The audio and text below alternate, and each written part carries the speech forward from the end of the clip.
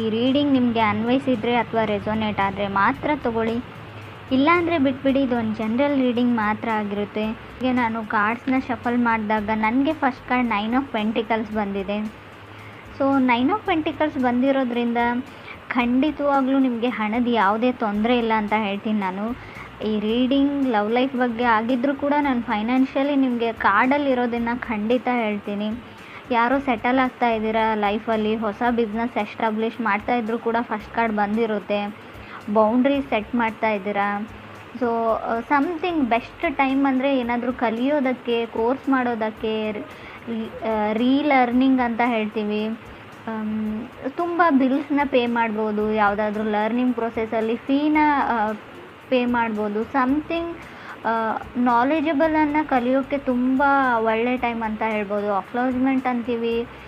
So ನಿಮ್ಗೆ ಯಾರಿಗಾದ್ರೂ doubts ಇದ್ದರೆ, ಏನೋ ಬಿಸ್ನೆಸ್ ಮಾಡ್ತಾಯಿದ್ರೆ, ಏನಾದರೂ ಸಣ್ಣ ಪುಟ್ಟ ವ್ಯಾಪಾರ ಮಾಡ್ತಾಯಿದ್ರು, ಯಾಕೋ ಸರಿಯಾಗಿ ಹೋಗ್ತಾ ಇಲ್ಲ ಅಂತ ಅನಿಸಿದ್ರು ಕೂಡ ಖಂಡಿತ ಎಲ್ಲ ಸ್ಟೇಬಲ್ ಆಗುತ್ತೆ, ಸ್ವಲ್ಪ ಅದಕ್ಕೆ ಟೈಮ್ ಕೊಡಿ ಅಂತ ಕಾರ್ಡ್ ಹೇಳುತ್ತೆ. ಮೇ ಬಿ ಕೆಲವರು ಆನ್ಲೈನ್ ಶಾಪಿಂಗ್ ಮಾಡ್ತಾ ಇದ್ದೀರಾ, ತುಂಬ ವಸ್ತುಗಳ ಖರೀದಿ ನಡೀತಾ ಇದೆ ಅಂತ ಹೇಳ್ಬೋದು. ಸೊ ವೆಕೇಷನ್ ಕೂಡ ಕೆಲವ್ರಿಗೆ ಬೇಕಾಗಿದೆ ಅಂತ ಹೇಳ್ಬೋದು. ಫೋಕಸ್ ಬಿಸ್ನೆಸ್ ಕಡೆ ಇಡೀ ಮೇ ಬಿ ನಿಮ್ಗೆ ಯಾರಾದರೂ ಪ್ರಾಮಿಸಸ್ನ ಮಾಡ್ಬೋದು, ಏನಾದರೂ ಯಾವುದಕ್ಕಾದರೂ ಅಂತ ಅನಿಸುತ್ತೆ. ಮೇ ಬಿ ನೀವು ಯಾರಿಗಾದ್ರೂ ಪ್ರಾಮಿಸ್ ಮಾಡ್ಬೋದು. 9 ಆಫ್ ಪೆಂಟಿಕಲ್ಸ್ ಒಂದು ಸಿಂಗಲ್ ಪರ್ಸನ್ನ ರೀಪ್ರೆಸೆಂಟ್ ಮಾಡುತ್ತೆ. ಕೆಲವರು ಸಿಂಗಲ್ ಆಗಿದ್ದೀರಾ, ಇತ್ತೀಚೆಗೆ ಬ್ರೇಕಪ್ ಆಗಿ ಮತ್ತೆ ಸಿಂಗಲ್ ಆಗಿರ್ಬೋದು, ನಿಮ್ಮ ಪಾರ್ಟ್ನರ್ ಸಿಂಗಲ್ ಇರ್ಬೋದು. ಸೊ 9 to 5 ವರ್ಕ್ ಮಾಡೋ ಪರ್ಸನ್ ಜೊತೆ ನೀವು ಕನೆಕ್ಟ್ ಆಗಿದ್ದೀರೋ, ನೀವೇ 9 to 5 ವರ್ಕ್ ಮಾಡೋ ಪರ್ಸನ್ ಕೂಡ ಆಗಿರ್ಬೋದು. ತುಂಬ ಪ್ರೊಡಕ್ಟಿವ್, ತುಂಬ ಫಿಟ್ನೆಸ್ ಬಗ್ಗೆ ಯೋಚನೆ ಮಾಡ್ತೀರಾ ಅಂತ ಹೇಳ್ಬೋದು. ಫಸ್ಟ್ ಕಾರ್ಡ್ ಸ್ಟ್ರಾಂಗ್ ಆಗಿರೋದ್ರಿಂದ ತುಂಬ ಮಾಹಿತಿನ ನಾನು ಶೇರ್ ಮಾಡ್ಕೊಳ್ತಾ ಇದ್ದೀನಿ. ಸೆಕೆಂಡ್ ಕಾರ್ಡ್ ನನಗೆ 4 ಆಫ್ ಕಪ್ಸ್ ಬಂದಿದೆ. ಸೊ 4 ಆಫ್ ಕಪ್ಸ್ ನಿಮ್ಮ ಕೆಪಬಿಲಿಟಿನ ನೀವು ನೋಡ್ಕೊಳ್ಳಿ, ನಿಮ್ಮ ಸ್ಟ್ರೆಂತ್ ಏನು, ಅಥವಾ ಕೆಲವೊಮ್ಮೆ ಪ್ರಾಕ್ಟಿಕಲಾಗಿ ಥಿಂಕ್ ಮಾಡಿ ಲೈಫ್ ಬಗ್ಗೆ ಅಂತ ಕೂಡ 4 ಆಫ್ ಕಪ್ಸ್ ಹೇಳ್ತಾ ಇದೆ. So in sync with love ಅಂತ ಹೇಳ್ಬೋದು. ಯಾರನ್ನೋ ನೀವು ಮಿಸ್ ಮಾಡ್ಕೊಳ್ತಾ ಇದ್ದರೂ ಕೂಡ ಈ ಕಾರ್ಡ್ ಬಂದಿರುತ್ತೆ, ಅಥವಾ ನಿಮ್ಮನ್ನು ಯಾರೋ ತುಂಬ ಮಿಸ್ ಮಾಡ್ಕೊಳ್ತಾ ಇದ್ದಾರೆ. ಸೊ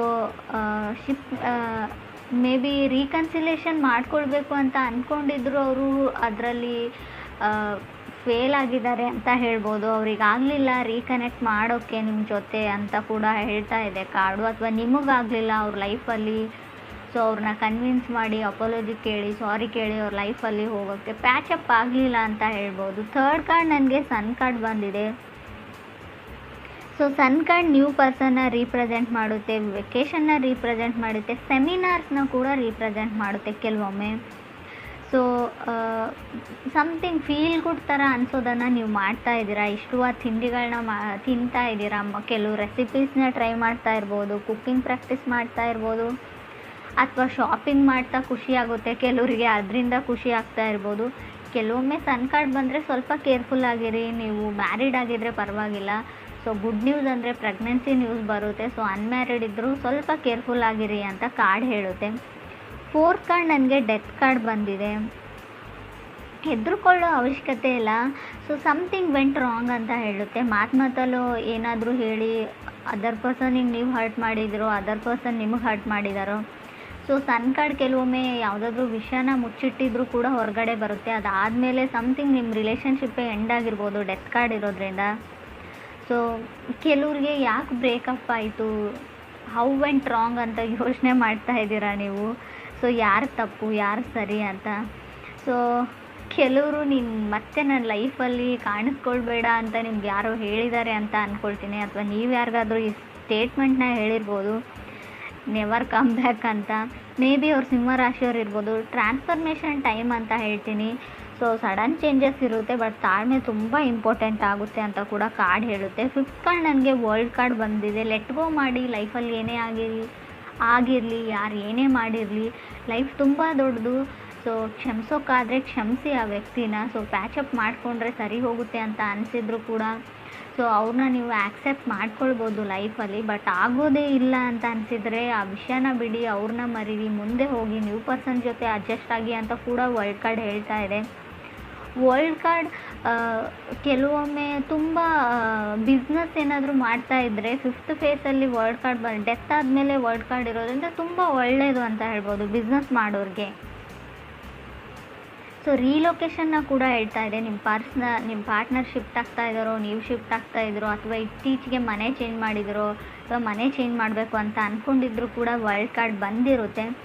6 ಕಾರ್ಡ್ ನನಗೆ 6 ಆಫ್ ವಾಂಡ್ಸ್ ಬಂದಿದೆ.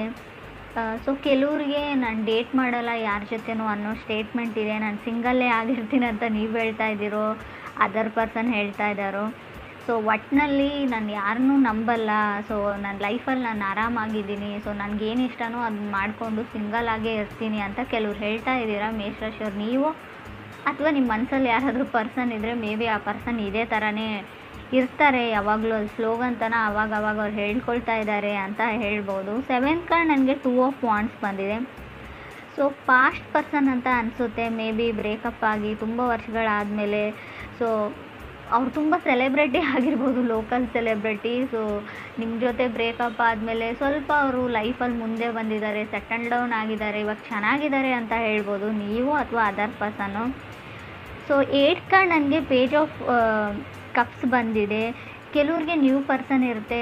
ಪೇಜಸ್ ಯಾವಾಗಲೂ new information, new person, new starting, something new ಅಂತ ಹೇಳುತ್ತೆ ಕಾರ್ಡ್ ಹೇಳೋ ಪ್ರಕಾರ. 9th ಕಾರ್ಡ್ ನನಗೆ ಹರ್ಮೆಟ್ ಕಾರ್ಡ್ ಬಂದಿದೆ. ಸೊ ನಿಮ್ಮ ಲೈಫಲ್ಲಿ ನ್ಯೂ ಪರ್ಸನ್ ಬಂದಮೇಲೆ ನೀವು ಓಲ್ಡ್ ಪರ್ಸನ್ ಬಗ್ಗೆ ಥಿಂಕ್ ಮಾಡ್ತಾ ಇರ್ಬೋದು. ಇನ್ನೂ ಆ ಹಳೆಯ ವ್ಯಕ್ತಿ ನಿಮ್ಮ ಮನಸ್ಸಲ್ಲಿ ಇರ್ಬೋದು, ನಿಮಗೋ ಅದರ್ ಪರ್ಸನ್ಗೋ. ಸೊ ಆ ಪರ್ಸನ್ ನೆನಪಾಗ್ತಾ ಇರ್ಬೋದು ನಿಮಗೆ. ಹರ್ಮೆಟ್ ಕಾರ್ಡ್ ಕೆಲವೊಂದು ವಿಷಯಕ್ಕೆ ಮನಸ್ಸಿಗೆ ಹರ್ಟ್ ಮಾಡ್ಕೊಳ್ಳೋದನ್ನು, ಸುಮ್ಮನೆ ಬೇಜಾರು ಮಾಡ್ಕೊಳ್ಳೋದನ್ನು, ನೀವು ಯಾವಾಗಲೂ ಯಾವುದೋ ಮೆಸೇಜ್ನ ನೀವು ಎದುರು ನೋಡ್ತಾ ಇರ್ತೀರ, ಆ ಮೆಸೇಜ್ ಬರೋಲ್ಲ, ಆ ಟೈಮಲ್ಲಿ ಆ ಕಾಲ್ ಬರೋಲ್ಲ. ನಿಮ್ಗನ್ಸುತ್ತೆ ಯಾವಾಗಲೂ ನಾನೇ ಮಿಸ್ ಮಾಡ್ಕೊಳ್ತೀನಿ, ಎದುರುಗಡೆ ಇರೋ ಪರ್ಸನ್ ನನ್ನನ್ನು ಮಿಸ್ ಮಾಡ್ಕೊಳ್ಳ.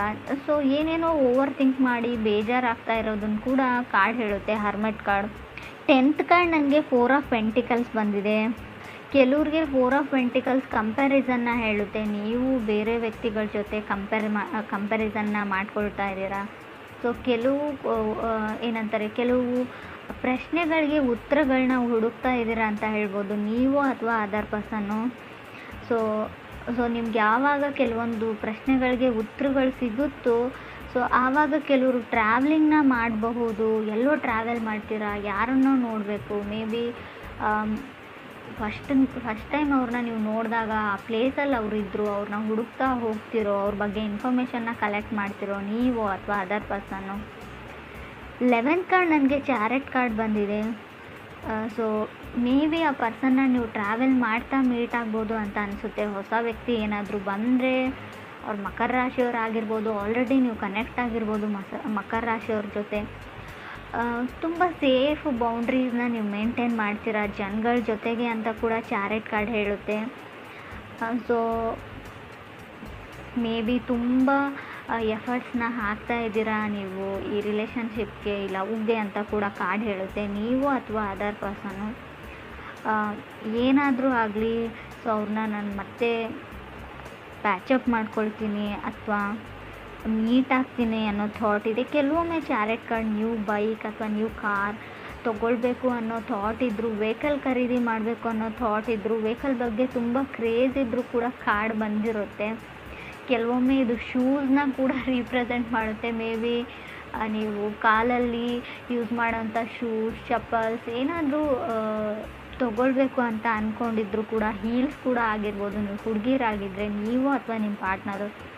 ಆಗಲೇ ಹೇಳಿದೆ ನಾನು, ತುಂಬ ಶಾಪಿಂಗ್ ನಡೀತಾ ಇದೆ ಅಂತ. 9 ಆಫ್ ಪೆಂಟಿಕಲ್ಸ್ ಬಂದಾಗೆ ತುಂಬ ಬಿಲ್ಸ್ನ ಪೇ ಮಾಡಬೇಕಾಗುತ್ತೆ.